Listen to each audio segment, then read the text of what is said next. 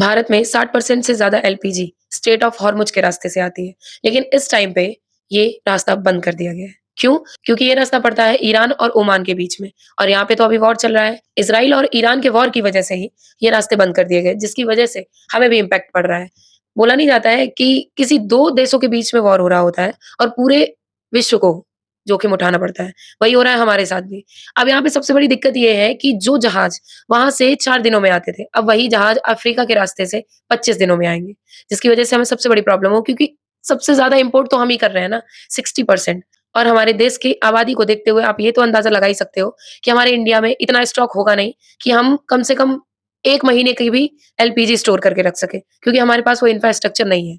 तो दिक्कत सबसे बड़ी यहाँ पे ये है कि ऑयल का स्टोरेज तो है हमारे पास 70 से 75 दिन का, लेकिन एलपीजी का स्टोरेज हमारे पास 1 महीने का भी नहीं है। जिससे कि सबसे बड़ी दिक्कतें ये हो रही हैं कि लोगों को लग रहा है कि अब एलपीजी का स्टॉक खत्म हो गया, एलपीजी नहीं आएगी, तो जो थोड़े मिडल क्लास या उससे ऊपर के लोग हैं, वो लोग 4-4 5-5 सिलेंडर अपने घर पे रख रहे हैं, जिसकी वजह से गरीबों को सबसे बड़ी दिक्कत हो रही है। उनको लाइन में लगना पड़ रहा है और अगर वही स्थिति नॉर्मल हो जाएगी और सबके पास पहुँच जाएँगे मतलब एक-एक करके, तो इतनी बड़ी दिक्कत नहीं आएगी। पर क्या करें, हमारे देश के लोगों की सोच ही ऐसी है कि चूल्हा ना जलाना पड़े। अब क्या चूल्हे और इंडक्शन पे गुज़ारा करो। इसीलिए तो स्विगी और ज़ोमैटो पे इतनी ज़्यादा प्रॉब्लम्स भी हो रही है।